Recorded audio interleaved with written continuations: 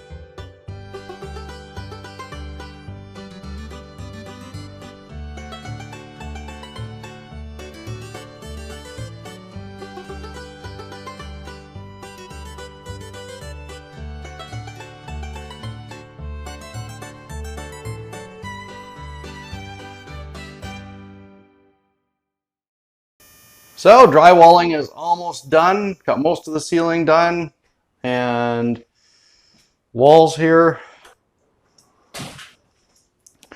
Got this one little strip to do. Just wanted to show you this machine.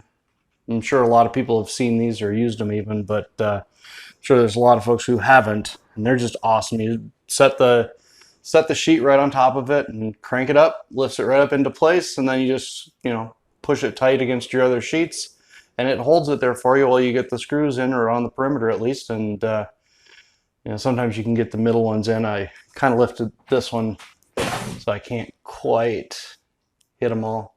That one screw pulled through, so that's why there's two right there. Anyway, but I figured I'd show this before I drop it down this time. It's kind of cool. So anyway, just two more sheets left. I got this one here to do over top of the window, and then that one that goes kind of a pointer finger thingy going over the door. Anyway, that's it, and then I'm done in here, and we can get started mudding. Okay, drywall is complete. We've got everything up. Got a couple little spots I messed up when I was putting this one sheet in. I didn't put a spacer at the bottom, so we've got a gap up there, but we'll deal with that through mud or something, or maybe a piece of wood up there. Anyway, so we're ready to start mudding, and as I was finishing this up, the FedEx lady showed up with our air conditioner for this building, so I'm going to be able to rough in the unit. We're going to put it up kind of in that corner over there, so get that in place before we paint and whatnot. Just the what do you call it? The plate, whatever, that the inside unit hangs from, and cut the hole through the wall so we don't have to be making a mess after we've got our floor in and stuff.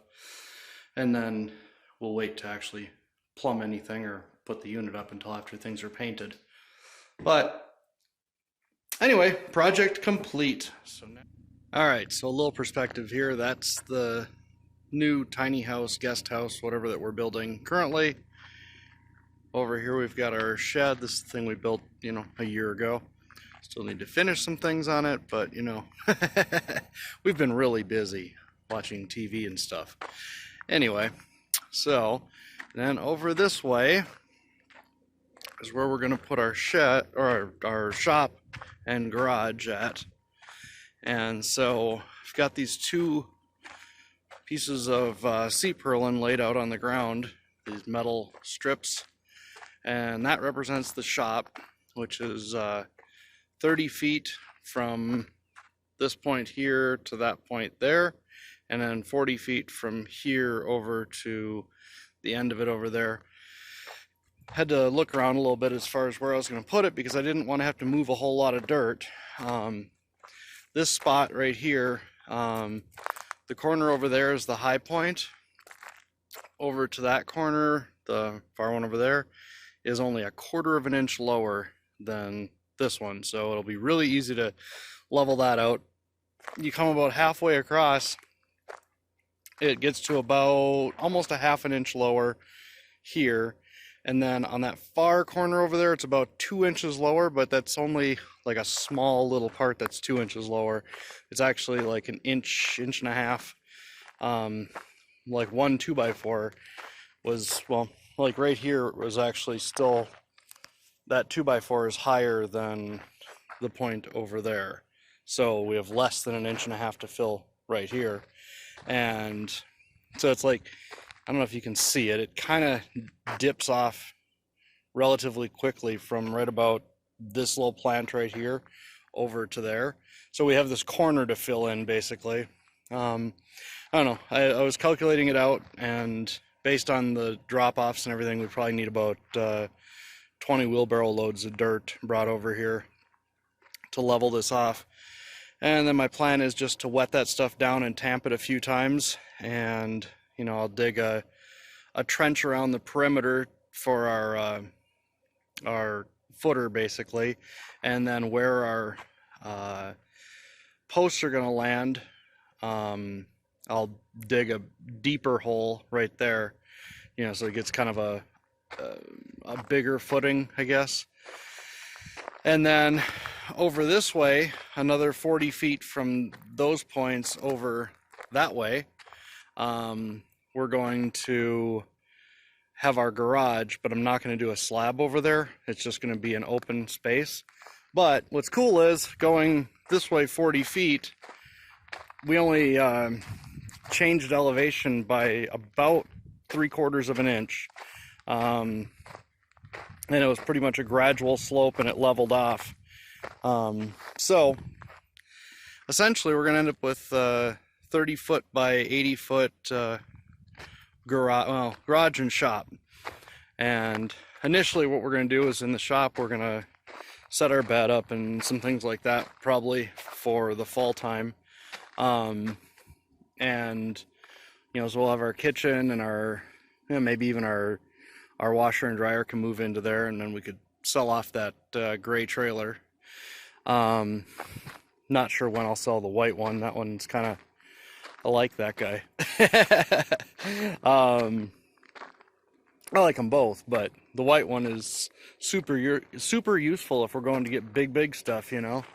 Being able to throw something 34 feet long inside there is nice, especially like when we went to get these the metal and whatnot, you know, being able to stuff it in there is nice. And like our roofing sheets are going to be 30 feet long, so actually a little over 30 feet, so we wouldn't even be able to carry that in anything else. Kind of wish I would have got a longer utility trailer. I was thinking about that afterwards. I should have got like a 34 foot or something, but whatever. At the time I was more worried about buying a trailer light enough to pull behind the Pathfinder with all of our stuff on it. So anyway, things have changed a little bit in that respect. But anyway, kind of excited about this. Get a nice big space so we can kind of spread our junk around some more and actually be able to get at stuff. Like today I spent, you know, half an hour looking for a damn steamer that I knew we had, and yeah, I finally found it, but it was like, this should not have been this tough. So it'll be nice, have a kitchen, have cupboards, you know, that sort of thing. Even if it is supposed to be shop cupboards, it'll still be a good spot to use for our temporary kitchen while we build our big house. But yeah, so but the tiny house will be nice too. We'll have a nice place to sleep in this summer while it's hot at night, you know, so we can kick on the AC and actually have it work. I mean, the RV it's decent, but you'd have to run the AC like all night long to keep it cool when it's even like 90 degrees out, 85, 90, you know. And if we have some 100-degree nights, it would never cool off in there. And I'm running the generator right now, monthly run, just run it under heavy load. I've got the air conditioner on high in there right now. It's not that warm out or anything, but I want to just kind of stay on a schedule so I remember to run it every month, because if you don't run it for a long period of time, you know, it'll well, not be happy with you. Anyway, I guess that's it. I'll talk to you guys in the next one. Make sure to like, subscribe, and share, and oh yeah, I'll see you in the next one. Thanks for watching. Bye.